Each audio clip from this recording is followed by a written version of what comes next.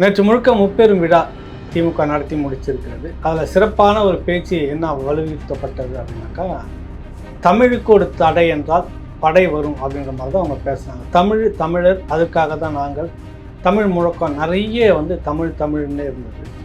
ஒரு முறை உங்களோடு பேசும்போது இது சம்மந்தமான சில தகவல்கள்லாம் சொல்லியிருந்தீங்க. அதை ஒட்டி இந்த விவாதம்.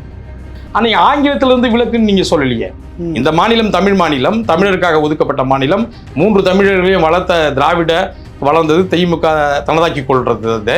அப்போ ஆங்கிலத்திலிருந்து அவங்களுக்கு விளக்கு, தமிழ் கட்டாயம் எழுதணும்னு சொன்னால் கூட தமிழை வளர்க்குறாங்கன்னு சொல்லலாம். இவங்க தமிழ்லேருந்து விளக்கு கொடுக்குறாங்க. ஆனால் ஆங்கில வழியில் அதே ஆண்டு ஆங்கில வழியில் எல்கேஜி பாய்ஸ் 23, கேர்ள்ஸ் 21, யூகேஜியில் பாய்ஸ் 18, கேர்ள்ஸ் 23. அப்ப முழுக்க 0 வந்துருதுங்களா? தமிழ்ல ஒருத்தரும் இல்லை. உலகத்தில் இருக்கக்கூடிய கல்விக் கொள்கைகள் எல்லாம் அவரவர் தாய்மொழியில் படிப்பது தான் சிறந்ததுன்னே இருக்குது. அப்படிதான் வச்சுட்டு இருக்கிறாங்க. இங்க மட்டும்தான் அந்த மாதிரி செய்து தமிழ் கட்டாயம் நீங்க சொல்லியிருக்கணும். ஏன்னா மொழி வழி மாநிலம் பிரிஞ்சு போயிடுச்சு. அவரவர் தாய்மொழிக்கு ஒவ்வொரு மாநிலம் இருக்குது. இப்ப என்ன அங்க போய் படிச்சுக்கிட்டோம். இங்க தமிழ் கட்டாயம் போட்டுக்கணும். தோசை ரெடி சாப்பிடவா, ரெடின்றது ஆங்கிலமா தமிழா? ஆரிய சிந்தனையாளர்கள் என்ன சொல்றாங்கன்னா அது நீசபாசன்றாங்க. அதோடைய திராவிடர்கள் என்ன பண்ற, தமிழை வளர்க்க வந்த திராவிடர்கள் காட்டுமிராண்டி மொழின்றாங்க. எல்லாமே கிட்டத்தட்ட ஒன்று தானே. இப்போ திருக்குறள் மாநாடுன்னு அழகா தலைப்பு போட்டு திருக்குறளை உயர்த்தி பேசாம திருக்குறளை கேவலப்படுத்தினா தலைப்பு பார்த்தீங்களா? திருக்குறள் மாநாடு நாங்கள் போடலையா? ஒரு மாறுதலுக்கான மனுக்களும் கொடுக்குறோம், சட்ட ரீதியாகவும் நடவடிக்கை எடுக்கிறோம். சரி, அடுத்தது அவங்க என்ன சொல்றாங்க, தமிழுக்கு மட்டும்தான் இப்படி பண்றாங்களா? பார்த்தா தமிழ், தமிழர், தமிழ்நாடு, இந்த 3 வடிவங்களையும் அவங்க குழப்பம் பண்றாங்க, திரிக்கிறாங்க, வடிவத்தை மாத்துறாங்க, இல்லாத ஒழிக்கிறாங்க. இப்படி வருது. That this council recommends to the government that the terms Panchama or Paraya used designate the ancient Dravidian community in southern India should be deleted from government record, etc. And the term Adi Dravida in Tamil Nadu and Adi Andhra in Telugu district. அப்போ இவங்க தமிழுக்கு இப்படி ஒரு வேலை பண்ணிட்டு தமிழருக்கு அடையாளம் என்ன கொடுக்குறாங்கன்னா திராவிடர், பஞ்சமர் பறையர் என்ற தமிழ் பேசுகிறவர்களுக்கு ஆதி திராவிடர் என்றும், அதே ஒடுக்கப்பட்ட மக்கள் ஆந்திர பிரதேசத்தில் ஆதி ஆந்திரர் என்றும் 2 வகையான பேரை கொடுக்குறாங்க. தமிழனுக்கு இனப்பெயர் இல்லை.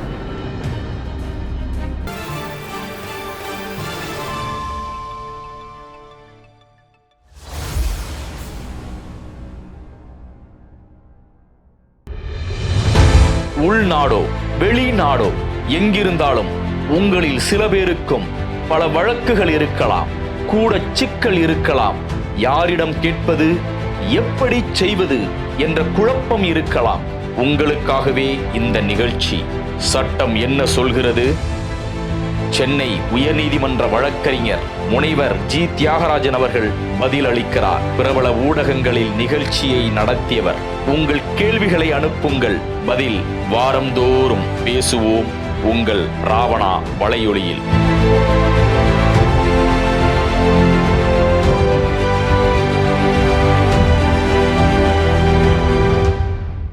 அனைவருக்கும் வணக்கம். 2 முக்கிய நிகழ்ச்சி ராவணா வலையொலியில் சொல்லியிருந்தேன் ஏற்கனவே. ஒன்று, பிரபல அக்குபஞ்சர் நிபுணர் டாக்டர் எம்.என். சங்கர் எல்லா விஐபிகளுக்கும் ஒரு பாமர மக்களுக்குமாக பெரிய அளவில் பண்ணிகிட்ருக்கிறவர். உங்களுடைய உடல்நிலை குறித்து எந்த ஒரு பிரச்சனை இருந்தாலும் நீங்கள் கேள்விகளை வைக்கலாம். அதுக்கான பதில் அவர் உங்களுக்கு சொல்லுவார், ஆலோசனைகளை சொல்லுவார். இது ஒரு தொடர்பாக உங்களுக்கு இருக்கும். நிறைய என்ன செய்யுதுன்னு ஒரு சிக்கலாக இருந்துக்கிட்டு இருப்பீங்க, குழப்பத்தில் இருப்பீங்க. ஒரு தெளிவான ஒரு பதில் உங்களுக்கு கிடைக்கணுன்றதுக்காக இந்த நிகழ்ச்சி. இன்னொருத்தர் சட்டக்கல்லூரியில் கெஸ்ட் லெக்சரராக இருந்தவர், மூத்த வழக்கறிஞர் டாக்டர் ஜி. தியாகராஜன். பல்வேறு மெயின் ஸ்ட்ரீம் ஊடகங்களில் சட்டம் என்ன சொல்கிறது அப்படின்ற பேரில் நிறைய நிகழ்ச்சிகளை நடத்தியிருக்கிறார் வெற்றிகரமாக. நிறைய ஒரு ஆலோசனை கேட்குறதுக்கே ஒரு குறிப்பிட்ட தொகை கிடைக்கணும். அது சரியானதாக இருக்கணும் அந்த ஆலோசனை. அதுவும் அப்படிலாம் நிறைய விஷயங்கள் நிறைய பேருக்கு தேவைப்படுது. அதனால் அந்த நிகழ்ச்சியை எடுத்து சட்டம் குறித்து, உங்களுக்கு உண்டான பாதிப்புகள் குறித்து, உங்களுக்கு வர வேண்டிய நியாயங்கள் குறித்து, உங்களுக்கு கிடைக்க வேண்டிய நீதியை குறித்து, எந்த கேள்வி வேணாலும் நீங்கள் சட்டம் குறித்து கேட்கலாம். அப்படி 2 நிகழ்ச்சி பண்ணுறோம். இது 2க்குமாக ஒரு மெயில் ஐடியும் இமெயில் ஐடியும் ஒரு வாட்ஸ்அப் எண்ணும் கொடுத்துருந்தேன். நிறைய பேர் வாட்ஸ்அப் சொந்த இதெல்லாம் நீங்கள் அனுப்பிட்டு இருக்கிறீங்க, மற்ற யூடியூப் கனெக்ஷன்லாம் அதில் அனுப்பிக்கிட்டு இருக்கீங்க. அப்படி எதுவும் இல்லை. அதில் நீங்கள் பேசவும் முடியாது. அது என்னுடைய எண் இல்லை, ஒரு பொதுவான வாட்ஸ்அப் எண்ணாக வாங்கி கொடுத்துருக்குது. இன்னொரு கையில் இருக்கும். கேள்விகளை மட்டும் நீங்கள் அதில் அனுப்புங்க. அதுக்கான பதில் விரைவில் அந்த நிகழ்ச்சி தொடங்க இருக்கிறோம். கிட்டத்தட்ட நிறைய வந்திருக்கிறது. ஒரு சின்ன வேண்டுகோள், ஒரு 10-15 கேள்விகள் மட்டும் இந்த டெக்னிக்கல் எரர்னு சொல்லுவாங்களா, அந்த மாதிரியான விஷயங்கள் மாற்றும்போது, செல்ஃபோன்லேருந்து மாற்றும்போது அது தவறி இருக்கிறது. அதனால் ஏற்கனவே நீங்கள் எல்லாம் கேள்விகளை அனுப்பியிருந்தவர்கள் அது உங்கள்கிட்டே தான் இருக்குது, திரும்ப ஒரு முறை அனுப்பி விடுங்க. அதெல்லாம் ஒரு மீண்டும் கேள்வியெல்லாம் வந்திருக்கு. வரிசைப்படி எது எதெல்லாம் முக்கியம், ரொம்ப முக்கியமோ அதெல்லாம் வந்து தொடக்கத்துலேருந்து எடுத்துக்கிட்டு இருக்கிறோம். எல்லா கேள்விகளுக்குமான பதிலும் இதில் நிச்சயம் வரும். யாருடைய கேள்விகளும் விடுபடாது. தொடர்ச்சியாக வாரத்தில் 2 முறை அல்லது வாரம் 1 முறை இதை பற்றி பேசிகிட்டு இருக்கிறோம். தொடர் நிகழ்ச்சியாக இருக்கும். அதுக்கு உங்களுடைய ஒரு ஆதரவு, பெரும் ஆதரவு வந்து வேணும் அப்படின்னு நம்ம இந்த நேரத்தில் கேட்டுக்கிறோம். ராவணா பார்வையாளர்கள், தமிழ் உறவுகள் மற்றும் ராவணா நலவிரும்பிகளுக்கு வணக்கம். தமிழர் அறிவர் இயக்கம் வழக்கறிஞர் அறிவன் சீனிவாசன் அவர்களை நம்ம சந்திக்கிறோம். வணக்கம் தோழர். வணக்கம். நேற்று முழுக்க முப்பெரும் விழா திமுக நடத்தி முடிச்சிருக்கிறது. அதில் சிறப்பான ஒரு பேச்சு என்ன வலியுறுத்தப்பட்டது அப்படின்னாக்கா, தமிழுக்கு ஒரு தடை என்றால் படை வரும் அப்படின்ற மாதிரி தான் அவங்க பேசுனாங்க. தமிழர், அதற்காக தான் நாங்கள், தமிழ் முழக்கம் நிறைய வந்து தமிழ்னே இருந்தது. ஒரு முறை உங்களோடு பேசும்போது இது சம்மந்தமான சில தகவல்கள்லாம் சொல்லியிருந்தீங்க. அதை ஒட்டி இந்த விவாதம், தமிழுக்கு ஒரு தடை என்றால் திராவிடம் இவர்கள் படையாக நிற்பார்கள் அப்படின்றது சரியா தவறா அப்படின்ற கேள்வி அங்கேருந்தே ஆரம்பிப்போம். இது அவங்க என்ன பண்ணுவாங்கன்னா, திராவிட சிந்தனையாளர்கள் அது 100 ஆண்டு காலமாகவே தமிழர்னு 2 சொல்லாடலை பயன்படுத்துவாங்க. எல்லா இடங்கள்லையும் நீங்கள் பார்த்தீங்கன்னா ஒரு 90% இடங்களில் தமிழுக்கு ஒரு இழுக்கு வந்தால் நாங்கள் படை கட்டி வருவோம், அதை காப்பாற்ற நாங்கள் முன் வருவோம், உயிரை கொடுப்போன்னுவாங்க. தமிழருக்குன்ற வார்த்தைகளை சில இடங்களில் மட்டும் பயன்படுத்துவாங்க. அதுக்கு காரணம் என்ன, தமிழை வந்து நாங்கள் திராவிடர்கள் பயன்படுத்திக்கிறோம், அந்த தமிழுக்கு சொந்தக்காரர்கள் தமிழர்கள் கேட்டால் போனால் என்னன்னு அது உள்பொருளாக நம்ம புரிஞ்சிக்க வேண்டியது இருக்குது. நாம புரிஞ்சுக்கணும், தமிழர்கள் புரிஞ்சுக்கணும். ஏன் தமிழ் வாழ்கின்ற இடத்துல நீங்கள் பல அளவுல அரசு அலுவலகங்கள்லாம் பார்த்தீங்கன்னா தமிழ் வாழ்கள் தான் இருக்கும். நியான் விளக்கில் தமிழர் வாழ்கவோ வளர்கவோ இருக்காது. அதில் ஒவ்வொரு சொல்லுக்கும் ஒரு பொருள் இருக்குன்னு நம்ம மூதாதையர் தொல்காப்பியர் சொல்லியிருக்காரு. அதுலேருந்து நம்ம பொருள் குறிச்சிக்கணும். தமிழ் வாழ்கின்றாங்க, ஏன் தமிழர் வளர்கள், ஏன்னா இங்கே இருக்க தமிழர்கள் தானே. அப்போ அதோடைய நோக்கம் என்ன, நம்ம ஆரம்ப காலத்திலேருந்து எடுத்தா 100 ஆண்டுக்கு முன்னாடி இந்த திராவிடத்துடைய தாய் கட்சி என்ன பண்ணுறாங்கன்னா, தமிழருக்கான சொல்றீங்க நீதி கட்சி, இவங்களுக்கு தாய், இவங்களுக்கு மதர். ஆமாம், நீதி கட்சி தான் இவங்களுக்கு தாய். இதுல இருந்தாலும் திராவிடன்ற எல்லா கட்சிகளும் அமைப்புகள் வருது. அவங்க என்ன பண்றாங்கன்னா, ஜனநாயகமாக இந்த நாட்டில் வந்து ஆட்சிக்கு வர்ற பொழுது தமிழரை திராவிடராக மாற்றி விடுறாங்க. அதுக்கு அரசாணை நம்ம ஏற்கனவே பல காணொலிகளை பார்த்துனோம். ஆர்டியில் போட்டு எடுத்தது, தமிழ் நிலப்பகுதியில் இருக்கிற ஒடுக்கப்பட்ட மக்களுக்கு ஆதி திராவிடர் என்றும், ஆந்திர பகுதியில் இருக்கிற ஒடுக்கப்பட்ட மக்களுக்கு ஆதி ஆந்திரர் என்றும். நீங்கள் ஆதி திராவிடர் நிலன்னு சொன்னால் எல்லாருக்கும் ஆதி திராவிடர்னு வச்சுருக்கணும். ஆனால் இங்கேயே பாகுபாடு பிரிக்கிறாங்க. தமிழ் மொழி தாய்மொழியாக பேசுபவர்களுக்கு திராவிடர் என்றும், தெலுங்கை தாய்மொழியாக பேசுபவர்கள் ஆதி ஆந்திரர் என்றும் அவங்களுக்கு இனவயப்படுத்துறது, நமக்கு இனவய அல்லாத ஒரு இனஆற்று ஒரு புது பேரை கொடுத்தாங்க. அப்பயே ஆரம்பிச்சிருச்சு. அது மெல்ல மெல்ல வந்து அறிஞர் அண்ணா காலத்தில் தமிழ் கட்டாயம் மட்டும் நீங்கள் ஒரு மொழி கொள்கைன்னு வச்சுருந்தா இந்நேரம் தமிழ் வளர்ந்துருப்போம். தமிழர்கள் தாய்மொழியாக கொண்டவர்கள் தமிழர் படிச்சுட்டு வேலை கிடைச்சிருக்கும், பிற மொழியாளரும் தமிழை கிடைச்சிட்டு வேலைக்கு வந்திருப்பாங்க, தமிழ் வளர்ந்துருக்கும். அங்கே தமிழ் மொழி கட்டாயம் இல்லை, ஆங்கிலம் கட்டாயம். தவிர்க்க முடியாமல் ஆங்கிலம் எல்லாரும் படிக்கணும், ஆனால் தமிழாக கட்டாயம் படிக்கணும்னு அவசியம் இல்லை. அவரவர் தாய்மொழி தான். இதான் 2 மொழி கொள்கை. அவரவர் தாய்மொழினா நீங்கள் எத்தனை மொழிக்காரர்கள், ஹிந்தி 15 மொழிக்காரர்கள் இருந்தாங்க, அது அவரவர்களுக்கு அவர்கள் தாய்மொழி. அதோடைய தொடர்ச்சியாக தான் இன்னைக்கு சிறுபான்மை மொழியினருக்கு வந்து அவங்களுடைய தாய்மொழியிலேயே தமிழில் நீங்கள் விலக்கு பெற்று அவங்கவுங்க தாய்மொழியில் இந்த 10ஆம் வகுப்பு தேர்வு எழுதலான்னு கூடுதலாக இன்றைக்கும் இந்த வருஷமும் ஒரு வருஷம் கூடுதலாக அவங்க விலக்கு கொடுத்துருக்குது. காரணமே அவரவர் தாய்மொழின்னு இருமொழி கொள்கையில் வர்றதுடைய உள் பொருள் தான். நாம் என்ன நினைக்கிறோன்னா, தமிழும் ஆங்கிலமும் கட்டாயம் போல இருக்குது, அதில் தமிழ் தான் முதல்ல கட்டாயம், ஆங்கில அலுவல் மொழி இருக்குது. அப்படிலாம் கிடையாது. ஆங்கிலம் கட்டாயம் ஆகிட்டு போச்சு, தமிழ்னு இல்லை, தாய்மொழி. தமிழ் கட்டாயம் என்பது வேறு, அவரவர் தாய்மொழி என்பது வேறு இல்லை. நாம் என்ன தாய்மொழினா தமிழை சொல்கிறாங்கன்னு நினைக்கிறோம், கிடையாது. இங்கே இப்போ தாய்மொழியில் எழுத்து தேர்வுன்னு சொன்னோன்னே எல்லாரும் அவரவர் தாய்மொழி. நீங்கள் இருமொழி கொள்கையில் வந்து தமிழ் கட்டாயம்னு சொல்லல, அவரவர் தாய்மொழின்னு தானே போட்டிருக்கு.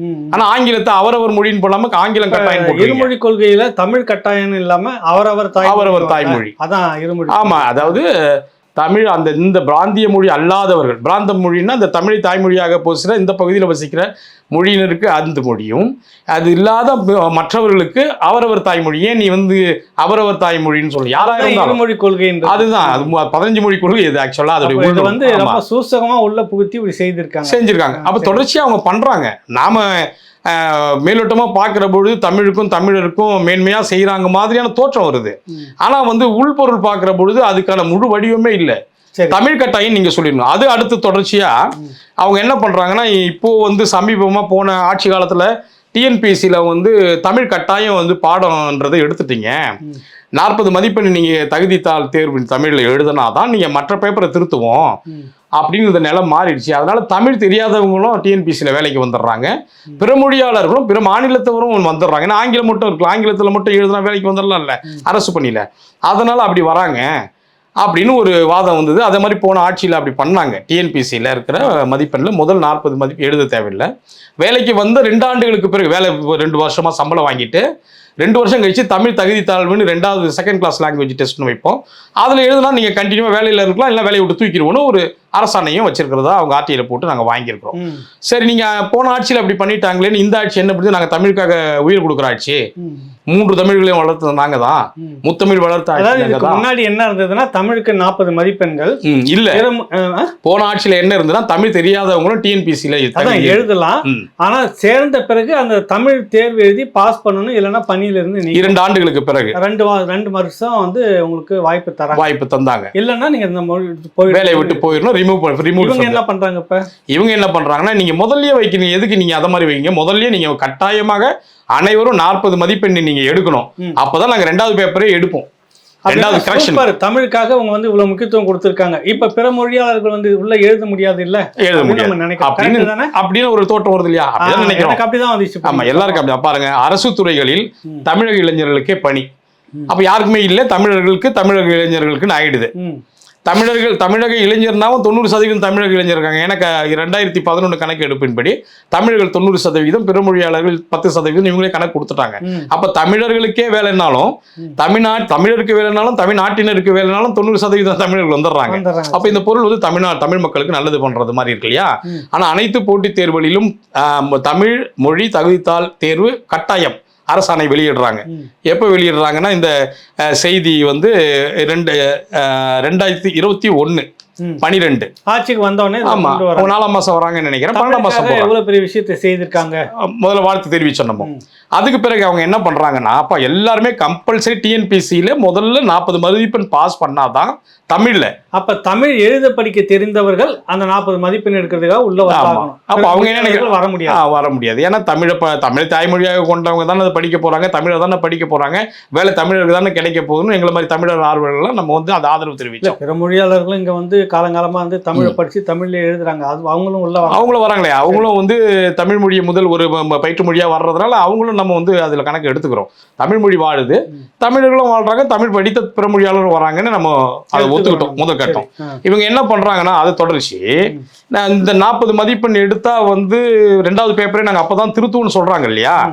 அதுக்கு பிறகு அவங்க என்ன சொல்றாங்கன்னா, மெல்லமா நீங்க கரெக்டா 2023 28/2/2023 ஒரு செய்தி, தமிழ் தகுதித்தாள் மதிப்பெண்ணை தரவரிசைக்கு எடுத்துக்கொள்ள மாட்டோம். முதல்ல எவ்வளோ ஜனநாயகமாக போன ஆட்சி தான் தமிழ் தெரியாமையே அயலகத்தர் வந்து ஆட்சி வேலையெல்லாம் பிடிங்கிட்டான். நாங்கள் தமிழுக்காக உயிரை கொடுக்குறவங்க இனிமேலும் கொடுப்போம் அப்படின்னு சொன்னாங்கல்ல. அப்போ அவங்களே அதிகாரத்தில் 2023 அவங்க தானே இருக்காங்க.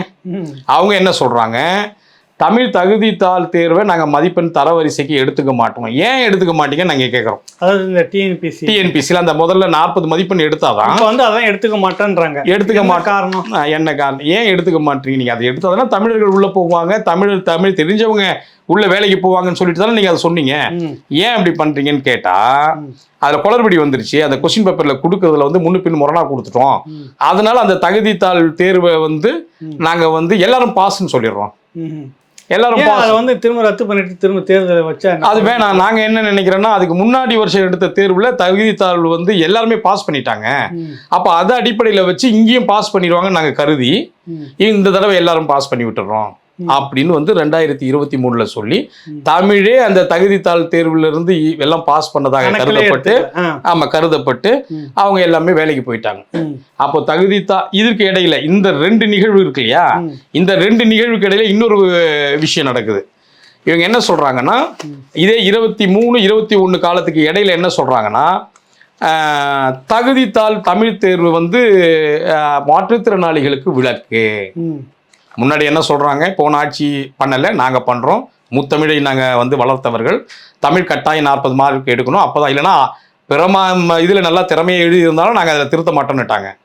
அதுக்கு பிறகு என்ன சொல்கிறாங்கன்னா, இதில் குழப்பம் வந்துருச்சு, அதனால் அதை நாங்கள் கணக்கில் எடுத்துக்க மாட்டோம். அது 3வதா. 2வது என்ன சொல்கிறாங்கன்னா, இந்த தகுதித்தாள் தேர்வு வந்து மாற்றுத்திறனாளிகளுக்கு நாங்கள் விலக்கு கொடுக்குறோம். ஏன்னா அவங்க கூடுதலாக வந்து 2 மொழியை படிக்க முடியாது, அதனால் ஒரு மொழியில் அவங்க தேர்வு எழுதி, அப்பவும் என்ன பண்ணுறாங்கன்னா, அப்போ அவங்களுக்கு ஆங்கிலத்தில் எழுதிட்டோம், தமிழ்லேருந்து விலக்கு சில பேருக்குன்னு சொல்லிட்டு கிட்டத்தட்ட எல்லா மாற்றுத்திறனாளிகளுக்கும் அதில் வந்துடுறாங்க. எல்லா உறுப்புகளும் மாற்றுத்திறனாளிகள் இருப்பாங்கல்ல, அதில் வந்துடுறாங்க. சரிப்பா, பிற மொழி தெரியாத, ஆங்கிலம் தெரியாத, தமிழ் மட்டுமே படித்த மாற்றுத்திறனாளி இருப்பாங்கல்ல, அவங்களுக்கு அவங்க நீங்கள் இப்படி சொன்னால் அவங்களும் வராங்க. ஆனால் பெருவாரியான ஏற்கனவே கடந்த கால ஆட்சியில் வந்து தமிழ் தெரியாதவர்கள் நிறைய பேர் வந்துட்டதுனால தானே இந்த சட்டம் போட்டாங்க. அப்போ தமிழ் தெரியாத மற்ற மாநிலங்களில் இருக்கிற மாற்றுத்திறனாளியே வந்துடுறாங்க இல்லையா, அதே சட்டம் தான். ஆனால் கொஞ்சம் எல்லாம் உள்ள வந்துடுறாங்க இல்லையா, கதவு திறந்து வைக்கிறது. நீங்கள் மாற்றுத்திறனாளிக்கு சிறப்பான கொஞ்சம் அந்தஸ்து நீங்கள் கொடுக்கணும்னா கூடுதல் 2 மதிப்பெண் போடுங்க, 5 மதிப்பெண் போடுங்க. அவங்களால வர முடியாது, ஒரு தனியாக வாகனத்தையே வச்சு எக்ஸாம் ஹாலுக்கு கூட்டுவாங்க, கொண்டு போய் பாதுகாப்பாக விடுங்க. இதெல்லாம் கூடுதலாக நம்ம சொல்லலாம். ஒரு மொழி தெரிய வேணான்னு சொன்னால் அப்போ நம்ம வந்து அதை எப்படி, ஆனால் ஆங்கிலத்திலிருந்து விலக்குன்னு நீங்கள் சொல்லலையே. இந்த மாநிலம் தமிழ் மாநிலம், தமிழருக்காக ஒதுக்கப்பட்ட மாநிலம், 3 தமிழர்களையும் வளர்த்த திராவிட வளர்ந்தது திமுக தனதாக்கி கொள்றது. அப்போ ஆங்கிலத்திலிருந்து அவங்களுக்கு விலக்கு, தமிழ் கட்டாயம் எழுதணும்னு சொன்னால் கூட தமிழை வளர்க்குறாங்கன்னு சொல்லலாம். இவங்க தமிழ்லேருந்து விலக்கு கொடுக்குறாங்க. 3வது தான் அவங்க என்ன சொல்கிறாங்கன்னா, இந்த ஆண்டு தமிழ் எழுதுனாங்க இல்லையா 40 மதிப்பெண், அதில் ஃபெயிலோ பாஸோ கொஞ்சம் குளறுபடி நடந்துருச்சு, திரும்பவும் எக்ஸாம் வைங்கன்னு நாங்கள் மனு கொடுக்குறோம். அவங்க என்ன சொல்கிறாங்கன்னா, இல்லை அவங்கள வந்து நாங்கள் திரும்ப வைக்க முடியாது, அவங்கள பாஸ் பண்ணதாக கருதப்பட்டு மற்ற பேப்பரை திருத்துறோம். ஏன்னா அதுக்கு முன்னாடி எழுதின தகுதித்தாள் தேர்வில் அவங்க கிட்டத்தட்ட 95-100% பாஸ் பண்ணியிருக்காங்க மாணவர்கள். அதே போல் அந்த ரேஷியோவில் இவங்களும் பாஸ் பண்ணியிருப்பாங்கன்னு நாங்கள் கருதுகிறோம் அப்படின்றாங்க. அப்போ இது தமிழை நீர்த்து போக வைக்கிறதா, தமிழ் மொழியை வளர்க்குறதா? சரி, இப்படிலாம் பண்ணுறாங்களே, நீங்கள் தகுதித்தாள்லேருந்து விலக்கு பெற்றவர்களும் தகுதித்தாள் எழுதி பாஸ் பண்ணவங்களும் திரும்பவும் 2 ஆண்டுகள் கழித்து செகண்ட் கிளாஸ் லாங்குவேஜ் டெஸ்ட் அப்படின்னு ஒன்று நாங்கள் வைப்போம், இது எல்லாரையும் அங்கே பிடிச்சி நாங்கள் வடிகட்டுவோன்றாங்க ஆர்டியில் போட்டு கேட்டதுக்கு. அப்போ 2 ஆண்டுகள் பணிக்கு சேர்ந்து 2 ஆண்டுகள் கழித்து நீங்கள் இந்த தகுதி செகண்ட் கிளாஸ் லாங்குவேஜ் டெஸ்ட்டை வைக்கிறீங்களா, நீங்கள் அதில் பாஸ் பண்ணவங்களெலாம் வேலைக்கு தொடர்ந்து வச்சுப்பீங்க, ஃபெயில் ஆனவங்கள வேலை விட்டு ரிமூவ் பண்ணிடுவீங்கன்னு ஆர்டியில் சொல்கிறீங்களே, அதை மாதிரி சட்டம் இருக்கிறதா நீங்கள் சொல்கிறீங்களே, எத்தனை பேர் அதை மாதிரி நீங்கள் தகுதித்தாள் தேர்வு எழுதினீங்க, பாஸ் பண்ணாங்க, வேலையிலேருந்து ரிமூவ் பண்ணவங்க எத்தனை, வேலையில் தொடர்பு? அப்போ தானே தமிழ் வளரும். தமிழ் தெரிஞ்சாதானே தமிழ் கோப்புகள் கையாளப்படும். சாதாரண மனிதர்கள் நீங்கள் ஜிஓக்கள் போடுறதும் மற்றபடி ஒரு சான்றிதழ் வாங்குறதும் தமிழ் தெரிஞ்சவங்க இருந்தால் தானே தமிழ்நாட்டில் தமிழ் வளரும். அப்போ கேட்குற பொழுது 42-43 துறைக்கும் நாங்கள் போடுறோம். அதுக்கு முன்னாடி அவங்க என்னன்னா ஆர்டிஐயில் போடுறோம். இப்போ போடுற பொழுது அத்தனை துறையும் அவங்க என்ன சொல்கிறாங்கன்னா, இது வந்து தகவல் இல்லை, செகண்ட் கிளாஸ் லாங்குவேஜ் டெஸ்ட்டு 2 ஆண்டுகளுக்கு பிறகு பணிக்கு வந்து 2 ஆண்டுகள் பிறகு உங்கள் துறையில் பாஸ் பண்ணவங்க எத்தனை பேர், ஃபெயில் ஆனவங்க எத்தனை பேர், வேலையை விட்டு ரிமூவ் பண்ணவங்க எத்தனை பேர்னா அந்த மாதிரி தரவுகள் இல்லை. நீங்கள் டிஎன்பிசி கிட்ட கேளுங்க. டிஎன்பிசி கிட்ட கேட்டால் டிஎன்பிசி இன்னைக்கு வரையும் பதில் சொல்லவே இல்லை. 42 துறைக்கும் தனித்தனியாக போடுறோம். அதுக்கு முன்னாடியே நாங்கள் மனிதவள மேலாண்மை துறைக்கும் இன்னொரு துறைக்கு நாங்கள் போடுறோம். அவங்க தான் டைரக்ஷன் என்ன கொடுக்குறாங்கன்னா, நீங்கள் அந்தந்த துறை பணி நியமன முகவர் இருப்பாங்க இல்லையா, அலுவலர், அவருக்கு தான் பொறுப்பு, அவங்ககிட்ட கேட்டுங்கன்றாங்க. சரி, நம்ம வேலை மெனக்கிட்டு 42 துறைக்கும் சைட்டேஷன்லாம் வச்சு எல்லாம் கேள்விகளையும் கேட்டால் அவங்க சிம்பிளாக முடிச்சுறாங்க. இது தொடர்பாக வந்து நீங்கள் டிஎன்பிசி கிட்ட கேளுங்க, அவங்க தான் ஆட்களை தேர்ந்தெடுக்கிறதுன்னு. டிஎன்பிசி கிட்ட கேட்குறோம். டிஎன்பிசி கிட்ட இன்னைக்கு வரையும் பதில் இல்லை. என்ன தகவலை கேட்டிருந்தீங்க நீங்கள் வந்து ஒரு 4-5 கேள்விகள் கேட்டால் அதில் பிரதானமாக இந்த மொழி தேர்விலிருந்து விலக்கு பெற்றவர்களும் மெழு தேர்வு எழுதினவங்களும் செகண்ட் கிளாஸ் லாங்குவேஜ் டெஸ்ட் எழுதப்பட்டதா, அவங்க எழுதப்பட்டவருடைய எண்ணிக்கை எத்தனை, பாஸ் பண்ணவர்கள் எத்தனை எண்ணிக்கை, ஃபெயில் ஆனவங்களுடைய எண்ணிக்கை எத்தனை, ரிமூவ் பண்ணவங்க தாள் எழுதப்பட்டதுன்னா அது என்ன செகண்ட் கிளாஸ்? செகண்ட் கிளாஸ்னா இதே மாதிரியே தகுதித்தாள் தேர்வு. இப்போ தமிழ் தெரியாமையே சில பேர் வந்துடுறாங்க இல்லையா, வந்தவங்க அது தகுதித்தாள் தேர்வு எழுதுனாங்களான்னு கேட்க. ஆமாம், அவங்க வந்து முதல்லயே தகுதியாக வரலனா கூட 2 ஆண்டுகள் கழிச்சு தமிழில் தகுதி படிச்சுக்கலாம்னு வாய்ப்பு கொடுக்குறாங்களாம். எப்படி 2 ஆண்டுகள் சம்பளம் வாங்கிட்டு தமிழே தெரியாமல் நீங்கள் வாங்கிட்டு அதுவரை எந்த கோப்புகள் பண்ணுவாங்க, தமிழ் தெரியாமல் ஒருத்தவங்க வராங்கன்னா 2 ஆண்டுகள் 24 மாதங்கள் கோப்புகள் ஆங்கிலத்தில் தானே அவங்க எழுதியிருப்பாங்க, தமிழ் தெரியாமல் தானே போகிறாங்க. சரி, அவங்கள நாங்கள் 2 வருஷத்துக்குள்ளே அவங்கள ப்ராக்டிஸ் கொடுத்து அவங்க நாங்கள் டெஸ்ட் வைப்போம், நீங்கள் பாஸ் பண்ணிட்டா வைப்போம், இல்லை ரிமூவ் பண்ணுவோம்னு சொல்கிறாங்க. அப்போ நீங்கள் எத்தனை பேரை வந்து தகுதித்தாழ்வு எழுதுறாங்க எங்கே இன்னும் 2 வருஷம் கழிச்சுன்னு கேட்டால், அங்கே கேட்டால் 42 துறைக்கும் போட சொல்கிறாங்க, 42 துறைக்கும் போடல. இது இந்த தரையில் நீங்கள் டிஎன்பிசி கிட்ட கேளுங்கன்றாங்க. டிஎன்பிசி கிட்ட எதுவும் இன்னைக்கு வரையும் பதில் இல்லை. அப்போ நாம் இதுலேருந்து என்ன தெரிஞ்சுக்கலாம், தகுதித்தாள் தேர்வில் ஃபெயில் ஆனவங்களும் பாஸ் ஆனவங்களும் எகைன் செகண்ட் டைம் 2 வருஷம் கழிச்சு எழுதணும்னு சொல்றாங்கல்ல, 2 பேருமே எழுதணும். விலக்கு பெற்றவர்களும் எழுதணும், இந்த தகுதித்தாளில் பாஸ் பண்ணவங்களும் எழுத வைப்போம்னு சொல்றாங்க. அப்போ அதுல வந்து அவங்க இல்லைன்னா என்ன அர்த்தம், இவங்க இங்க இருந்து அங்க பால் அடிக்கிறாங்க, எங்கிறதுனா அங்க அந்த தகுதி தாழ்வை எழுத விட்டுட்டாங்க, அப்படியே வேலை தொடர்ந்து நடக்குது. அப்போ தகுதித்தாள் தமிழ் எழுதலைன்னா அங்க கோப்புகள் தமிழ்ல இருக்குமா ஆங்கிலத்துல இருக்குமா? நாங்க இன்னொரு தகவல் நாங்க அடுத்த காணொலியில் காமிக்கிறோம். தகவல் சொல்றாங்க, நீங்க இந்த 2வது செகண்ட் கிளாஸ் லாங்குவேஜ் டெஸ்ட் எழுதாம தொடர்ந்து வேலை இருந்தா வேலையில இருக்கும் தமிழ்ல கோப்புகளை கையாளுவாங்களா, ஆங்கிலம் தமிழ் தெரியாம தானே அவங்க இருக்கிறாங்க, கேட்டா அவங்க ஆங்கிலத்துல கையாள போடுறாங்கன்றாங்க. அப்ப தமிழ் நாடா இது ஆங்கில நாடா? இது தமிழ் வழக்கு. கோப்புகள் எல்லாம் தமிழ்ல இருக்கணும்னு ஒரு முறை சொல்லியிருந்தாங்களா, அது எப்படி இப்ப இந்த மாதிரி? அதான் தமிழ் ஆங்கிலம் கட்டாயன்றதால ஆங்கிலம் கட்டாயத்துல கோப்புகள் இருக்கு. அண்ணா காலத்துல என்ன சொல்றாங்க, ஆங்கிலம் கட்டாயம், அதெல்லாம் ஆங்கிலத்துல கோப்புகள் கட்டாயமா இருக்கு. அவரவர் தாய்மொழின்றதுனால தமிழ் வந்து சில இடங்கள்ல இருக்கு. இப்போ ஒரு 100 ஜிஓக்கள் போடுறாங்கன்னா ஒரு 75 ஜிஓக்கள் வந்து ஆங்கிலமும் 25 ஜிஓக்கள் தமிழ்லயே இருக்கும். ஆனா நாம முழுக்க நீங்க அதுல என்ன சொல்றாங்கன்னா, இடையில இந்த மொழிக் கொள்கையை நீங்க எப்படி கையாளணும்னா கோப்புகளை வந்து நீங்க முழுக்க ஆங்கிலத்துல தான் தமிழ்ல தான் இருக்கணும். ரொம்ப ரேரான இடங்கள்ல, தவிர்க்க முடியாத இடங்கள்ல, இல்ல வேற மாநிலங்களுக்கு நீங்க கருத்தை நீங்க கொண்டு போற இடத்துல மொத்தம் டிரான்ஸ்லேஷன் பண்ணி அதுல வந்து ஆங்கிலமயப்படுத்துங்கன்றாங்க. இவங்க அதுக்கு மாறாக என்ன பண்றாங்கன்னா முழுக்க ஆங்கிலம், தவிர்க்க முடியாத இடங்கள்ல தமிழை பயன்படுத்துறாங்க. இதுதான் திராவிட மாடல், திராவிட சிந்தனையாளர்கள் தமிழை வளர்க்கிற அழகா. அப்ப தமிழர்கள் அல்லாதவர்கள் இங்க பணியில வந்துருவாங்களா, வரமாட்டாங்களா? ஒண்ணு. சரி, அது தொடர்ச்சியா இவங்க இப்படி பண்றாங்களே அப்படின்னு நாங்க அடுத்த கட்டத்துக்கு என்ன பண்றோம்னா, அரசு பள்ளிகள்ல பல பள்ளிகளில் போட்டிருக்கோம். இங்கே ஒரு 2 சில சாம்பிளை நான் சொல்கிறேன். நீங்கள் இப்போ எல்கேஜி யூகேஜின்னு எல்லா பள்ளிக்கூடத்துலையும் தனியார் பள்ளிக்கூடத்தில் வந்து வச்சுட்டு இருக்கிறாங்க, நிறைய செலவாகுது. அரசே வந்து அதை நாங்கள் தொடங்க போகிறோம், நல்ல விஷயம் தானே, தொடங்கியிருக்கிறாங்க. மாநிலத்துல இருந்தே வந்து தமிழை கற்றுக்கிட்டு வருவாங்கல்ல. மாண்டெசரி ஸ்கூல் வெளியே ஒரு லட்சக்கணக்கில் வாங்குறாங்க. அது அரசு பள்ளியிலேயே இப்போ நாங்கள் ஆரம்பிக்கிறோம். அதுலேருந்தே அவங்க வந்து 12வது வரையும் அந்த பள்ளிக்கூடம் இருந்தாவோ 10வது வரையும் இருந்தாலும் அது வரையும் படிச்சிருவாங்க. நீங்கள் தனியார்கிட்ட போகிறதுக்கு மேலே இங்கேயே கொண்டு வாங்கினாங்க. எல்கேஜி யூகேஜி ஸ்கூலில் பல ஸ்கூலில் வந்துருச்சு, அதில் வந்து நீங்கள் தொடர்ந்து படிக்கிறாங்க. அப்போ நாங்கள் என்ன கேட்டோங்கன்னா, எல்கேஜி யூகேஜி ஒரு மாணவர்களை ஆங்கில வழியில் சேர்க்குறாங்களா தமிழ் வழியில் சேர்க்குறாங்களான்னு பார்த்தா, நான் என் பிள்ளையை வேறு ஆங்கில இதில் தான் அரசு பள்ளியில் தான் சேர்த்தேன். அப்போ போய் பார்க்குற பொழுது எனக்கே விண்ணப்பத்தை அவங்க என்ன கொடுக்குறாங்கன்னா, அவங்களே நிரப்பிடுறாங்க, என் பேரண்ட்டுக்கிட்ட கொடுக்க மாட்டுறாங்க. கேட்டால் தவறு வந்துடுங்க, நாங்களே நிரப்பிடுறோம்னு ரொம்ப ரேராக கேட்குறவங்க கிட்ட தான் கொடுக்குறாங்க. அப்போ என்ன நடக்குதுன்னு நாங்கள் கூர்மையாக பார்த்தா, விண்ணப்பத்திலேயே அவங்க என்ன பண்ணிடுறாங்க, எழுதிடுறாங்க, பேர் மாணவர் பெயர்லாம் எழுதிடுறாங்க, எல்கேஜின்னு போட்டுடுறாங்க. அதில் வந்து ஆங்கில வழின்னு போட்டுருவாங்க பொழுது அவங்களே பேரண்ட்டை கேட்காமையே. தமிழ் வழின்னு போடுறதில்ல. இவங்க வந்து எல்கேஜிலேருந்து யூகேஜி ஆங்கில வழியில் படிக்கிறோம், அங்கேருந்து 1வது வகுப்பு வர்றது ஆட்டோமேட்டிக்காக ஆங்கில வழியில் வந்துடுறாங்க. அப்போ வந்து ஆங்கில வழி மாணவர்களை திட்டமிட்டே உருவாக்குதா இந்த அரசு. இப்ப முன்னாடியில நாம என்ன 1வது முக்கியத்துவம் கொடுக்கல, இளம் பிரியாத சிறு வயசுல அந்த கொடுக்கலன்றீங்க. கொடுக்கல. எந்த வகையில் அதுக்கு நீங்க ஆதாரம்? எந்த வகையில் ஆதாரம்னா, ஒரு அரசு பள்ளிக்கூடத்துல ஆர்டிஐ போட்டு வாங்குறோம் பாருங்க. அந்த அரசு பள்ளி வந்து ஆர்டிஐல பதில் கொடுக்குது. நாங்க வந்து 3/8/2021 ஒரு ஆர்டிஐ போடுறோம். அதில் வந்து நம்ம சென்னையில் இருக்கிற ஒரு அரசு மேல்நிலை பள்ளியில இருந்து கொடுக்குறாங்க. அதில் என்ன சொல்றாங்க பாருங்க, எல்கேஜியில் சேர்ந்த பாய்ஸ் 0, எல்கேஜியில் சேர்ந்த கேர்ள்ஸ் 0, யூகேஜியில் சேர்ந்த பாய்ஸ் 0, கேர்ள்ஸ் 0. ஆனால் ஆங்கில வழியில் அதே ஆண்டு ஆங்கில வழியில் எல்கேஜி பாய்ஸ் 23, கேர்ள்ஸ் 21, யூகேஜியில் பாய்ஸ் 18, கேர்ள்ஸ் 23. அப்ப முழுக்க 0 வந்துருதுங்களா? தமிழ்ல ஒருத்தரும் இல்லை. ஏன் ஒருத்தரும் இல்லைன்னா, இவங்க வந்து அங்க உள்ள ஆசிரியர்களே 20% ஒரு 100 வேலையில 20 வேலை தமிழ் வழியில படிச்சவங்களுக்கு இருக்குங்க.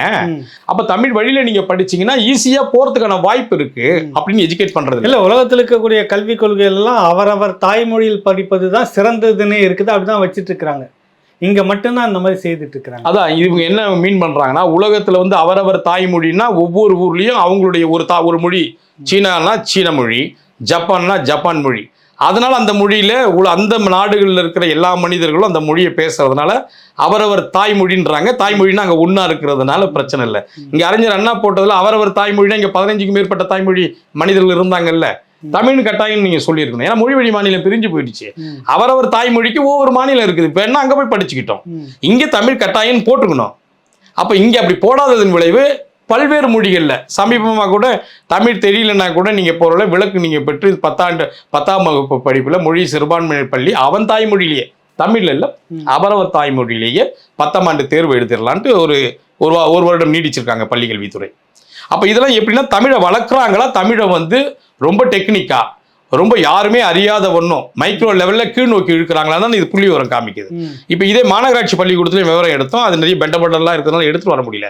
அதில் என்ன சொல்கிறாங்கன்னா, எல்கேஜி ஒரே பள்ளிக்கூடத்தில் எல்கேஜி இருக்குது, யூகேஜி இருக்குது, ஃபர்ஸ்ட் ஸ்டாண்டர்ட்லாம் இருக்கு இல்லையா. அப்போ உங்கள் பள்ளிக்கூடத்தில் எல்கேஜியில் படித்த மாணவர்களுடைய தமிழ் வழியில் எத்தனை பேர், யூகேஜியில் தமிழ் வழியில் எத்தனை பேர், ஆங்கிலத்தில் எத்தனை பேர், எல்கேஜியில் என்னன்னு கேட்டோம். இதே எல்கேஜி யூகேஜி முடிச்சுட்டு அதே மாணவர்கள் 1ஆவதுல வர்ற பொழுது அதை ஆங்கில வழியில் வராங்களா தமிழ் வழியில் வராங்கன்னு கேட்டால், ஒரு பள்ளிக்கூடத்தில் ஆர்டிஐ கேட்டால் என்ன சொல்கிறாங்கன்னா, இது மாண்டேசரி படிப்பு என்பது நாங்கள் தமிழ் வழியா ஆங்கில வழியான்னு இல்லை, அவங்களுக்கு வந்து ஒரு எஜுகேட் பண்ணுறது, ஒரு மரத்தை காமிச்சு இது ட்ரீனும் சொல்லுவோம் மரணும் சொல்லுவோம், 2 மொழியில் சொல்லுவோம், அப்படி தான் இருக்குது. அவங்க மொழி வழி என்பது 1ஆம் ஆண்டில் தான் அவங்க வந்து பேரண்ட் சொல்லி தான் நாங்கள் போடுவோம்னு ஒரு ஆர்டிஐயில் சொல்கிறாங்க. இன்னொன்றுத்தில் என்ன சொல்கிறாங்கன்னா, ஆங்கில வழியிலும் இருக்குது தமிழ் வழியிலையும் இருக்குது, மொழியே இல்லை குழந்தை பருவங்களுக்கு எந்த மொழியும் திணிக்கக்கூடாதுன்னு ஜனநாயகமாக சில ஆர்டியில் பதில் சொல்கிறாங்க. இன்னொரு ஆர்டியில் தமிழ் வழியிலையும் எங்களுக்கு வந்து சொல்லிக் கொடுக்க உத்தரவு இருக்குது, ஆங்கில வழியிலையும், எதுக்கு எல்கேஜி யூகேஜிக்கே. அப்போ அந்த கார்பரேஷன் ஸ்கூலில் சென்னையில் உள்ள கார்பரேஷன் ஸ்கூலில் கேட்டால் ஒன்றா எல்கேஜி யூகேஜியில் மொழியே இல்லை இல்லையா. ஒரு பள்ளிக்குன்னு தனித்தனியாக வச்சுருக்காங்களா? சென்னை மாநகராட்சிக்குள்ளே இருக்கக்கூடிய அரசு பள்ளிகளில் ஒரே உத்தரவாக தானே இருக்கணும். ஆமாம், நீங்கள் பள்ளி கல்வி கீழே தான் எல்லாமே வரணும், ஒரே பதிலாக தானே பதில் வரணும். மாநகராட்சியில் போடுறது ஏன்னா அங்கே போர்டு இருந்தது, எல்கேஜி யூகேஜி தமிழ் வழி ஆங்கில வழியிலன்னு அவங்க போர்டு வச்சிருந்தாங்க. எல்கேஜி யூகேஜி நீங்கள் எப்படிங்க தமிழ் வழி ஆங்கில வழியில் இது இருக்கா அப்படின்னு ஒரு இடத்துல, இன்னொரு இடத்துல ஆங்கில வழியில் கற்பிக்க எல்கேஜி முதல் 10ஆம் வகுப்பு வரை ஆங்கில வழியில் கற்கப்படுகிறதுன்னு போடுறாங்க. அப்போ நீங்கள் எல்கேஜி முதல் நீங்கள் ஆங்கில வழினா தமிழ் வழி இருக்கா அப்படின்னு ஒரு வினா வருது. அதன் அடிப்படையில் தான் நாங்கள் இது கேட்குறோம். அப்போ அவங்க என்ன சொல்கிறாங்கன்னா, எல்கேஜி யூகேஜியில் முடித்து வர்ற 1ஆவதுல வந்த மாணவர்கள் அத்தனை பேருமே ஆங்கில வழியில் சேர்ந்தாங்க அப்படின்னு மொத்தத்தை இந்த எண்ணிக்கை சொல்கிற மாதிரி, இது அரசு மேல்நிலை பள்ளி, அது மாநகராட்சி உயர்நிலை பள்ளியில் அப்படி சொல்கிறாங்க. அப்போ இவங்க என்ன பண்ணுறாங்கன்னா, ஆரம்பத்திலிருந்தே ஒரு பிள்ளை வளர்ற பருவத்திலேயே அவன் அறிந்தோ அறியாமலேயோ அவன் தாய்மொழி தமிழாக இருந்தாலும் ஆங்கில வழியில் வலுக்கட்டாயமாக திணிக்கப்படுகிறார். அதுதான் முக்கியத்துவம் கொடுக்குறாங்களா இங்கே? இந்த இப்போ புள்ளி எடுத்துக்கலாமா? அப்படி பாருங்களேன், எல்கேஜி பை 0 தமிழ், கேர்ள்ஸ் 0, யூகேஜியில் 0. கடிதத்தோடு நான் சொல்றேனே, இது ஒரு அரசு பள்ளி கொடுத்த ஆதரவு, நீங்க போட்டோ கூட எடுத்துக்கோங்க. அப்போ ஆங்கில வழியில் அதே ஆண்டில் எத்தனை பேர் சேர்ந்தாங்கன்னா, எல்கேஜியில் 23 கேர்ள்ஸு பாய்ஸு, கேர்ள்ஸ் 21 ஆங்கில வழியில், யூகேஜியில் 18 பாய்ஸு, கேர்ள்ஸ் 23 சொல்றாங்களே. தமிழ் வழியில் எல்லாமே எல்கேஜி யூகேஜி 0. இப்போ தமிழுக்கு ஒரு தடை என்றால் படை கொண்டு தடுப்போன்றீங்களே, அது எப்படின்னு இது பார்க்குறவங்களே சொல்லிக்கிட்டோம். தமிழுக்காகலாம் ஒன்றும் செய்யலை. ஏன்னா நீங்கள் அடிப்படையிலேருந்தே உங்களுக்கு மாணவ பருவத்திலேருந்தே தமிழை வளர்க்கணும். இங்கே நிலைமை வந்து மேடையில் ஒரு பேச்சும், மேடை ஏறி பேசுறது, இறங்கி வந்தா போச்சு அப்படின்னு ஒரு பாடல் வரிகளே இருக்குது இல்லையா. மேடையில் தான் பேசுறது திராவிட சிந்தனையாளர். இதுக்கு அடுத்து ஏன்னா இதோட நம்ம விட்டுற முடியாதுல்ல, இன்னும் ஆய்வு பண்ணுறோம். அப்ப இதோட உண்மைத்தன்மை அடுத்த கட்டத்துக்கு வரும். என்னங்க நீங்க எல்கேஜிலே திட்டமிட்டு நீங்க ஆங்கில வழியில நீங்க 20% தமிழறிஞர்கள்லாம் நாங்க எங்களை மாதிரி ஆள்லாம் போராடி 20 பேருக்கு வேலைன்னு நாங்க வாங்கி வச்சிருக்கோம். இங்க ஆங்கில வழியிலேயே எல்லா மாணவர்களும் உருவாக்கி 10வது 12வது முழு 100% ஆங்கில வழி மாணவன் வந்துருவான். அப்ப 20%க்கு வேலையே இல்லையே. 20% தமிழ் வழியில படிச்சவங்களுக்கு தானே வேலை அங்க இருக்கு. அப்ப அவங்க என்ன பண்றாங்க, தமிழ் வழியில படிச்சவங்களுக்கு ஆள் இல்லைன்றதால ஆங்கில வழியில படிச்சவங்களுக்கு அந்த வேலையை ஃபில் பண்றோன்னு டிஎன்பிசியில் பதில் சொல்றாங்க. அப்ப திட்டமிட்டு நீங்க சட்டம், நம்ம போராடி பெற்ற சட்டத்தை கூட நிறுத்தி எப்படி போகப்படுதுன்னா, தமிழ் வழியில படிச்சாதானே நீ அந்த வேலையை நாங்க கொடுப்போம், ஆங்கில வழியிலே படிக்க வச்சுட்டோம்னா அப்படின்னு ஒரு வேலை இங்க நடந்துகிட்டு இருக்கு. அதுக்கு உதாரணம் அது காமிச்சிட்டேன். சரி, அடுத்த கட்டம் அவங்க என்ன பண்றாங்கன்னு நாங்க பார்த்தா, இதெல்லாமே ஆர்டிஐ தகவல் தான், நம்ம வந்து கற்பனையாகவோ வேற எதுவும் சொல்லலை. இவங்க என்ன பண்றாங்கன்னா, வாசிப்பு இயக்கம்னு ஒரு பள்ளி கல்வித்துறையில ஒரு இயக்கம் ஆரம்பிக்கிறாங்க. அதுல அவங்க என்ன சொல்றாங்கன்னா, மாணவர்களுக்கு வந்து தமிழ் வாசிப்பு வந்து இல்லை, அந்த வாசிப்பை நாங்கள் எப்படி ஆரம்பிக்கிறோம்னா, சின்ன சின்ன கதைகள் சொல்வதன் மூலம் அவங்கள வந்து வாசிப்பு இயக்கமாக அவங்கள தயார்படுத்திட்ட உடனே அவங்க பெரிய பெரிய வரலாற்று புத்தகங்கள், பெரிய பெரிய ஆய்வு புத்தகங்கள்லாம் படிக்கிற மனப்பான்மை எடுத்த உடனே ஒரு 1000 புத்தகங்கள் பக்கம் கொண்ட புத்தகத்தை படிக்க முடியாது.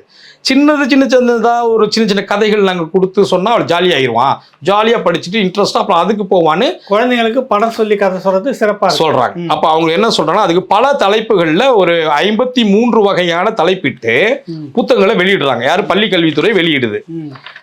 அப்போ நாங்கள் என்ன சொல்றோம்னா, கதை சொல்லி படம் போட்டு கதை சொல்றோம். படமும் இருக்கும், சின்ன சின்ன கதைகள். நம்ம வந்து பட்டாம்பூச்சி, கரப்பாம்பூச்சி இப்படின்னு சொன்னால், நம்ம கரப்பாம்பூச்சியும் பட்டாம்பூச்சியும் சண்டையிட்டு கொண்டதுன்னா ஜாலியாக கேட்போம் இல்லையா. பாபர் போரிட்டார்னா நம்மளுக்கு அது ஒவ்வாது, அது ரொம்ப கஷ்டமா இருக்கும். இது ஜாலியா இருக்குன்றதால நாங்கள் அப்படி மனநிலையை உருவாக்கி அந்த மாதிரி எளிமையா நாங்கள் புத்தகத்தை பிரிண்ட் அடிச்சு கொடுக்குறோம். பல்வேறு ஆசிரியர்களை கொண்டு 53 வகையான புத்தகங்களை பள்ளிக்கல்வித்துறை வெளியிடுது. அது முதல் தலைப்பு செம இனிப்புல இருந்து கடைசி தலைப்பு மழைப்பாட்டு அப்படின்னு தலைப்பிட்ட புத்தகங்கள். அதுக்கு பல கோடி ரூபாய் ஒதுக்கி ஒவ்வொரு தலைப்பிட்டுக்கும் ஆசிரியர். அப்ப 53 புத்தகம்னா 53 ஆசிரியர். அதுக்கு அவங்களுக்கான ஃபண்டு, அவங்களுக்கான அந்த புத்தகத்தை ஹானர் பண்றது எல்லாம் கொடுக்குறாங்கல்ல, பிரிண்ட் பண்றது எல்லாமே பள்ளிகளுக்கு கொண்டு சேர்க்கிறது. இவ்வளவு கஷ்டப்படுறாங்களே, இதுல தமிழை எப்படி வளர்க்குறாங்கன்னு நாங்க வந்து ஆய்வு பண்றோம். அப்போ ஆர்டிஐ போட்டு கேட்கிற பொழுது சில புத்தகங்கள் எங்களுக்கு கிடைக்குது. அந்த அவங்க பிரிண்ட் போட்டு கொடுக்குறாங்களா, மாணவர்களுக்கு விநியோகிக்கிறாங்கல்ல, அந்த புத்தகத்தை படிச்சு பார்த்தா அது எப்படி சொல்றாங்கன்னா, ஒரு 2-3 உதாரணம் சொல்றேன். அந்த புத்தகத்துல வந்து தலைப்பிட்டு என்ன உதாரணமாக சில நூல் வெண்ணிலான்னு ஒரு ஆசிரியர் எழுதுறாங்க. அந்த ஒரு புத்தகம் ஒரு 10 பக்கம் 15 பக்கம் கொண்ட புத்தகங்கள்லாம் எல்லாமே. அப்போ ஆசிரியர் வெண்ணிலான்னு எழுதுறாங்க. தலைப்பு என்னன்னா மீனா கேட்ட தோசை. ஜாலியாக சின்ன பசங்க எல்லாம் கேட்பாங்க இல்லையா, அதனால. அப்ப தலைப்பு மீனா கேட்ட தோசை. அதுல என்னென்ன வார்த்தைகள் வருது பாருங்க. தமிழை வளர்க்கணும்னா எளிமையான தமிழ்ல நீங்க தமிழை வாசிப்பை வளர்த்ததும் தமிழும் வளரும்.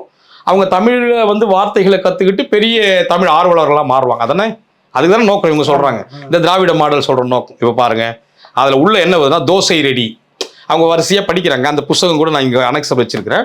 அதுல என்னென்ன ஆங்கிலமும் தமிழும் கலந்து வருதுன்ற சில சொல்லாடல்கள் எடுத்து போட்டு நீங்க புத்தகத்துல வாசிப்பு இயக்கம் தமிழ்ல சொல்றீங்க, ஆனா ஆங்கில வார்த்தையும் வருது. அப்போ ஹலோ சில்ட்ரன்ஸ் அப்படிதான் பாருங்க.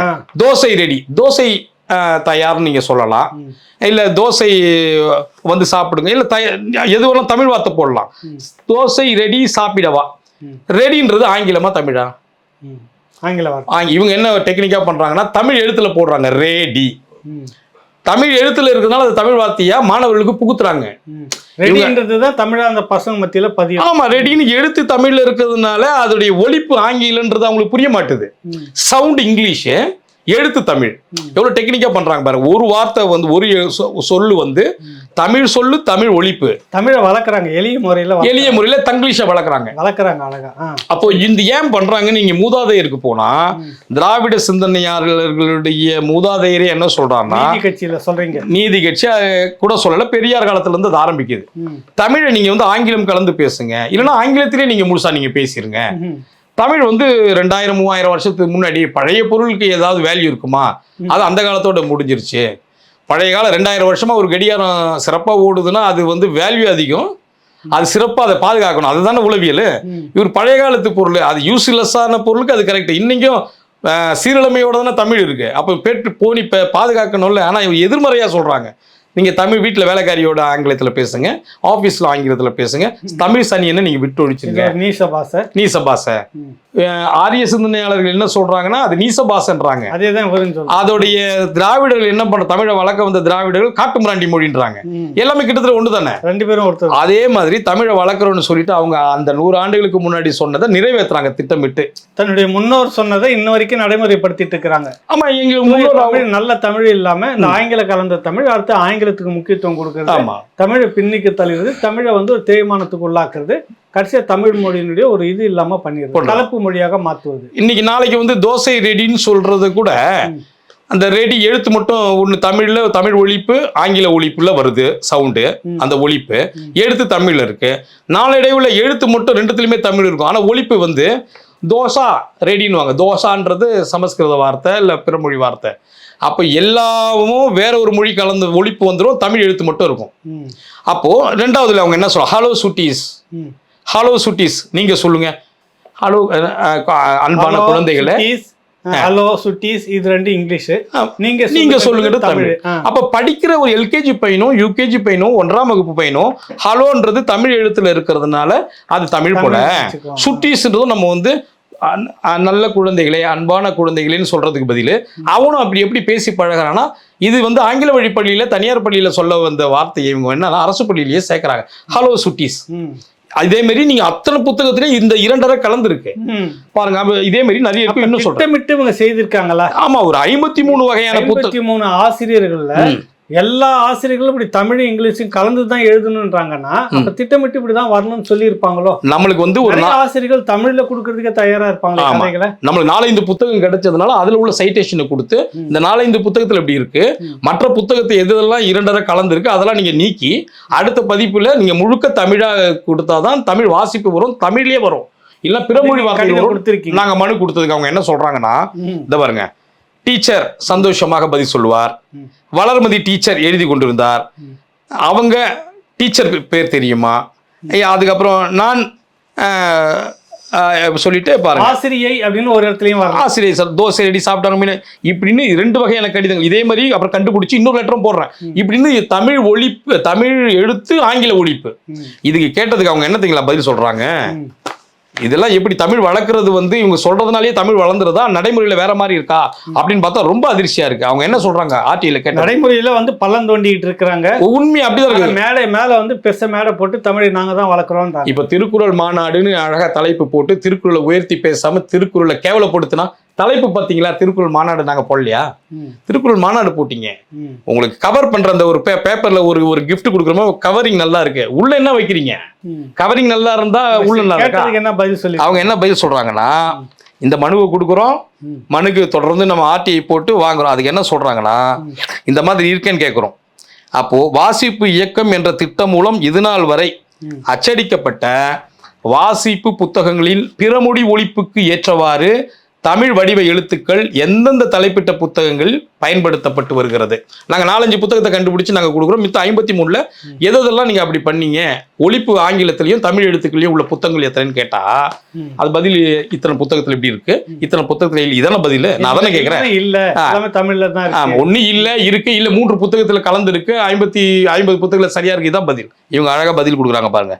வாசிப்பு இயக்க புத்தகங்கள் வாசிப்பு மட்டுமே நோக்கமாக கொண்டதால் பிறமொழி கலப்பு ஒழிப்பு சார்ந்து கண்டறியப்படவில்லையா. வாசிக்கிற நோக்கத்துக்காக இந்த புத்தகத்தை தயார் பண்ணாங்களா, அதனால 2 மொழி கலக்கிறதெல்லாம் அவங்களுக்கு பெரிய விஷயம் எடுத்துக்கலையா. அப்ப தமிழ்நாட்டுல தமிழுடைய வரி பணத்துல தமிழை நாங்க 3 தமிழையும் நாங்க வளர்த்தோம்னு சொல்ற திராவிட சிந்தனையாளர் அதிகாரத்துல இருக்கிறப்போ நீங்க மொழி ஒழிப்பை நீங்க வந்து பிற ஒழிப்பை நீங்க தமிழ்ல கலக்கிறத கண்டறிய மாட்டீங்க, வாசிப்பு ஆர்வத்தை மட்டும் உருவாக்குவீங்களா? வாசிப்பு ஆர்வம் தமிழ்ல இருந்து இப்ப வீட்டுல எல்லாமே தமிழ்ல தானே பேசிட்டு இருக்கிறாங்க தலைமுறையா. அவங்க என்ன ஆர்வம் இல்லாம போயிடுச்சா, ஆங்கில வார்த்தை கலந்தாதான் வாசிப்பு ஆர்வம் வருது அப்படின்னு கேட்டிருக்கணும். அப்படிதான் இவங்க சொல்றது, ஆங்கிலமும் தமிழும் கலந்தாதான் ஆர்வத்தை மக்கள் இருக்கிறாங்கன்னு இவங்க சொல்லி இவங்களே செயற்கையா மாணவர்களை உருவாக்குறாங்க. இந்த புத்தகத்தை அந்த புத்தகத்தை படிக்கிறவங்க எப்படி அந்த சிந்தனை வருமோ, இந்த புத்தகத்தை படிக்கிறவங்களும் தமிழும் ஆங்கிலமும் கலந்துதானே குழந்தைகள் பேச ஆரம்பிக்கும். நம்ம ஆங்கில வழி பள்ளியில பனிஷ்மெண்ட் கொடுக்குறாங்க, அவங்க தண்டனை கொடுக்குறாங்க, தண்டம் விதிக்கிறாங்க, ஆங்கிலத்தில் பேசலைன்னு சொல்லிட்டு ஒரு பக்கம் நம்ம வந்து தமிழ் ஆழ்வர்கள் தமிழ் தேசியர்கள் கேள்வி கேட்கிறோம். ஆங்கிலத்தை தமிழ் அரசு பிடிக்கிற பள்ளியிலேயே நீங்க இதை மாதிரி ஒரு திட்டம் பண்ணீங்கன்னா இது தமிழ் வளர்ப்புறதுக்கா இல்லையா? இந்த பதில் இப்படி இருக்கு. நாங்க தொடர்ந்து நாங்க கேட்டிருக்கோம், இதுக்கு எவ்வளவு ஃபண்டு கொடுத்தீங்க, இந்த ஆசிரியர் அவங்களுடைய கல்வி தகுதி முதல்ல என்ன, இவங்க தமிழ்ல பிஹெச்டியோ எம்பிஎடோ வாங்கியிருக்காங்களா, இல்ல வேற வேற பிஇ இந்த தமிழ் இலக்கியத்துக்கு தொடர்பு இல்லாம வேற ஒரு 53 கதைகளை எழுதி கொடுத்து ஆசிரியர் கல்வி தகுதி கேட்கணும் இல்லையா? நீங்க பிஏ இங்கிலீஷ் எழுதி படிச்சிருப்பான், எம்ஏ இங்கிலீஷ் படிச்சிருப்பான், தமிழ் புத்தகம் எப்படி எழுதுறதுக்கு நீங்க அவங்களுக்கு இந்த ரைட்ஸ் கொடுத்தீங்க, அவங்களுக்கு கொடுத்த ஹானரரியம் எவ்வளவு, அவங்க நிதி எவ்வளவு ஒதுக்கிருக்கீங்க, இதெல்லாம் அடுத்த இதுல கேட்டிருக்கோம். இன்னும் பெண்டிங்ல இருக்கு. இது இந்த சொன்ன பதில மட்டும் இது இருக்கு. அவங்க என்ன சொல்றாங்கன்னா, நாங்க இந்த மொழி கலப்பை பார்க்கல, அவங்க வாசிப்பு ஆர்வத்தை உண்டாக்குறோம். இது சரியா, இது வந்து தமிழ் வளர்க்குற அழகா, என்னடா இப்படி சொல்றாங்களேன்னு சொல்லிட்டு தொடர்ந்து பார்க்குறோம். இது தொடர்ந்து நம்ம ஆய்வும் பண்ணி அதுக்கான ஒரு மாறுதலுக்கான மனுக்களும் கொடுக்குறோம், சட்ட ரீதியாகவும் நடவடிக்கை எடுக்கிறோம். சரி, அடுத்தது அவங்க என்ன சொல்றாங்க, தமிழுக்கு மட்டும்தான் இப்படி பண்றாங்களா பார்த்தா தமிழ், தமிழர், தமிழ்நாடு இந்த 3 வடிவங்களையும் அவங்க குழப்பம் பண்றாங்க, திரிக்கிறாங்க, வடிவத்தை மாத்துறாங்க, இல்லாத ஒழிக்கிறாங்க, இப்படி வருது. சரி, தமிழுக்கு இப்படி பண்றாங்களே, அன்னையில இருந்து 100 ஆண்டுகளாம தமிழுக்கு எப்படி வருதுன்னு நம்ம பார்த்துறோம். வளர்க்குறாங்களா, இது வீழ்ச்சி அடைதான் பார்க்குறோம். தமிழருக்கு என்ன இவங்க வடிவம் கொடுக்குறாங்கன்னு பார்த்தா பேரதிர்ச்சியா இருக்கு. தமிழருக்கு எப்படி, தமிழுக்கு 100 வருஷத்துக்கு முன்னாடி சொன்னாங்க இல்லையா, நீங்க ஆங்கிலமும் கலந்து பேசுங்க, இல்ல ஆங்கிலத்திலேயே பேசுங்கன்னு சொன்னாங்கல்ல, இன்னைக்கு நடைமுறையில பள்ளிக்கல்வித்துறை வரையும் இருக்கு இல்லையா. அப்போ தமிழருக்கு என்னோட அடையாளம் கொடுத்தாங்கன்ட்டு நம்ம மறுபடியும் ஆர்டிஐ போடுறோம். எல்லாமே ஆர்டிஐ தகவல் போட்டு தான் வாங்குறோம். 100 ஆண்டுக்கு முன்னாடி நீதி கட்சி காலத்துல தமிழருக்கு அடையாளம் என்ன கொடுத்தான், தமிழுக்கு இப்படி 100 ஆண்டுகளில் பார்த்துட்டோம். தமிழருக்கு அடையாளம் என்ன கொடுத்தானா ஆர்டிஐல போட்டு வாங்குறோம். 2022 வாங்குறோம், 21 வாங்குறோம். ஆர்டிஐல போட்ட கடிதம் ஒரு ஆணை வாங்குறோம், ஜிஓ நம்பர் 817 17 25 மார்ச் 1922 போட்ட ஜீவோ. அதை நம்ம இப்போ வாங்குறோம் ஆவண காப்பீடு நீதி கட்சியில. அப்ப அவங்க என்ன சொல்றாங்க 1922 அவங்க என்ன சொல்றாங்கன்னா that this council recommends to the government that the terms Panchama or Paraya used designate the ancient Dravidian community in southern India should be deleted from government record, etc. And the term Adi Dravida in Tamil Nadu and Adi Andhra in Telugu district be substituted instead. அப்போ இவங்க தமிழுக்கு இப்படி ஒரு வேலை பண்ணிட்டு தமிழருக்கு அடையாளம் என்ன கொடுக்குறாங்கன்னா திராவிடர், பஞ்சமர் பறையர் என்ற தமிழ் பேசுகிறவர்களுக்கு ஆதி திராவிடர் என்றும், அதே ஒடுக்கப்பட்ட மக்கள் ஆந்திர பிரதேசத்தில் ஆதி ஆந்திரர் என்றும் 2 வகையான பேரை கொடுக்குறாங்க. தமிழனுக்கு இனப்பெயர் இல்ல. ஒரு சந்தேகம், ஆதி திராவிடர்னு இங்க இருக்கிறாங்க, அப்ப திராவிடர்னு ஒருத்தர் இருக்கணும் இல்ல? சான்றிதழ் இல்ல, இவருடைய சான்றிதழ்ல ஆதி திராவிடர்னு இருக்குது. இவங்க மற்றவர்கள் இருக்காங்கல்ல, பிற்படுத்தப்பட்ட சமூகம்னு சொல்லிட்டு இன்னைக்கு அதிகாரத்துல நாங்கெல்லாம் திராவிடர்னு சொல்றவங்க எல்லாருமே அவங்களுடைய சான்றிதழ்ல பேருக்கு பக்கத்துல ஆதி திராவிடர் இவங்க வந்துட்டாங்க, திராவிடர்னு போட்டுக்கிறாங்களா?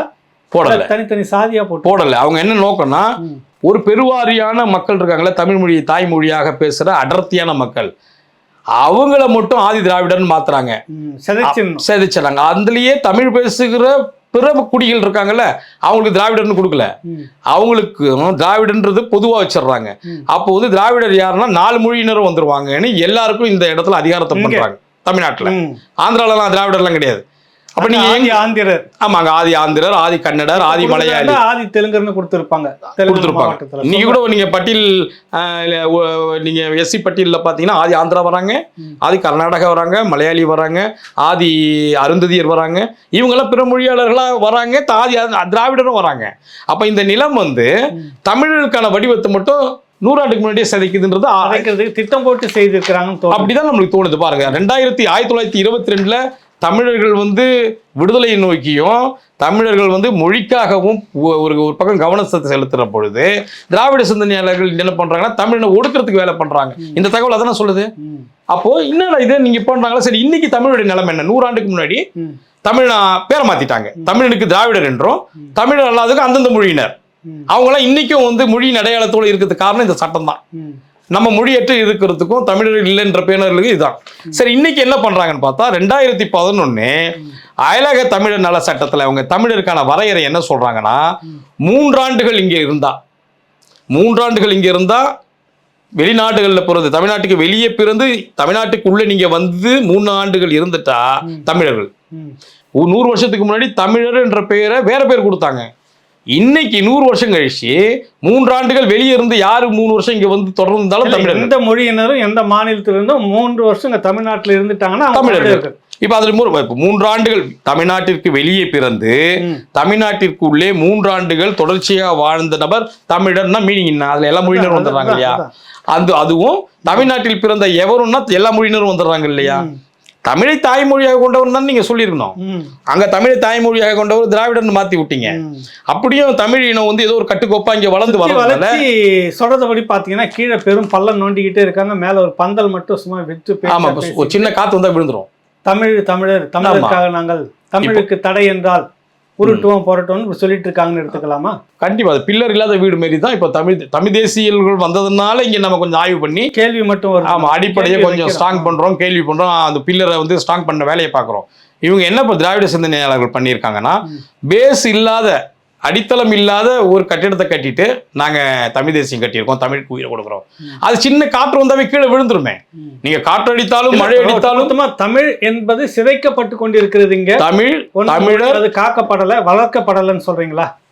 நாம் இந்த தரவுகளின் அடிப்படையில தமிழருக்கான அடையாளம் சிதைக்கப்பட்டதான் பாக்குறோம். வளர்க்கப்படலை. வளர்ந்தா நீங்க இவங்க இல்லைன்றீங்களா? வளர்ந்தா நீங்க பள்ளிக்கல்வித்துறையிலேயே இந்த மாதிரி தமிழும் ஆங்கிலமும் ஒழிப்பு சேர்ந்து நீங்க சின்ன 1 பசங்களுக்கு கொடுக்கணும். நீங்க தமிழ்லயே கொடுக்கணும்ல. வளர்க்கறனா நீங்க அதானே. அதுக்கப்புறம் செழுமையா இலக்கிய வார்த்தையை கொடுத்து அதுக்கப்புறம் கொஞ்சம் கொஞ்சமா வளர்க்கணும். நீங்க நாங்க வாசிக்கிற நோக்கம் தான் இருக்கு. நாங்க மொழி கலப்பை ஒளி கலப்பை நாங்க கருத்துல கொள்ளனா மீனிங் என்ன? வளர்க்கறதா வீழ்த்துறதா? நம்ம ஆச்சுங்களா?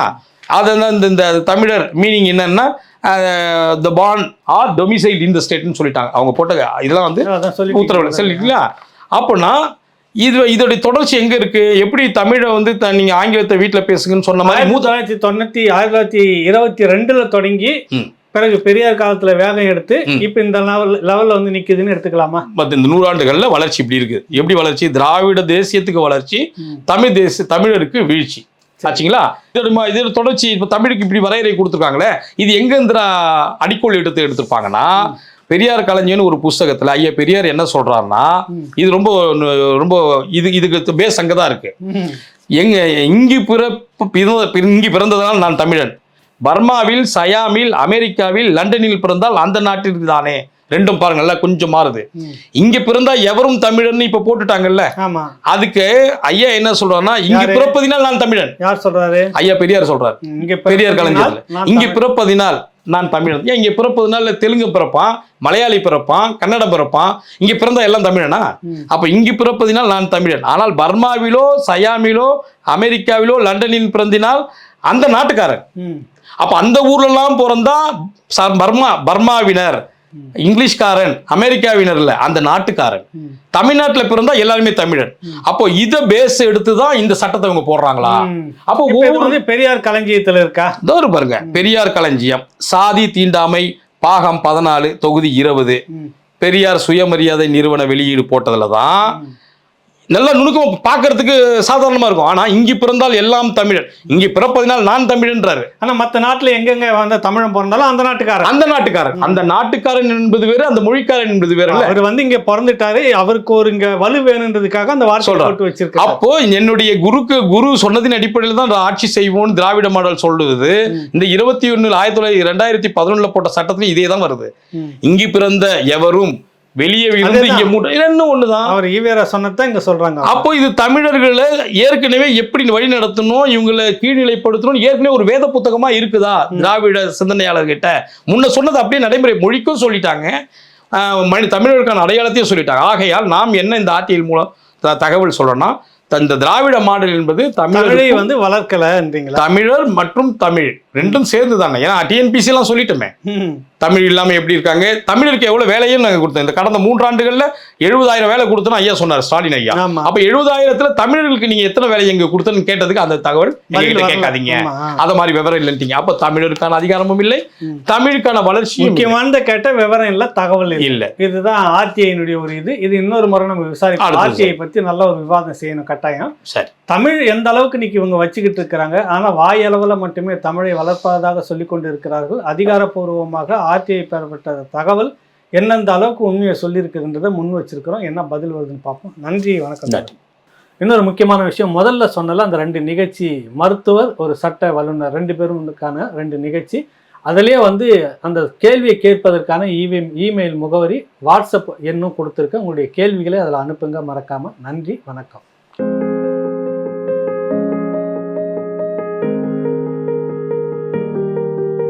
பாமர மக்கள் தொடங்கி திரைத்துறை, அரசியல் துறை பிரபலங்களுக்கு எல்லாம் சிகிச்சை அளித்த புகழ்பெற்ற பிரபலமான அக்குப்பஞ்ச மருத்துவ நிபுணர் டாக்டர் எம்.என். சங்கர் அவர்களோடு நீங்கள் உங்கள் நோய்க்கான தீர்வுகள் என்ன, மருந்தில்லா மருத்துவம் சொல்லும் மகத்தான விதிமுறைகள் என்ன, உங்கள் நோய்க்கான கேள்விகளை அனுப்புங்கள்.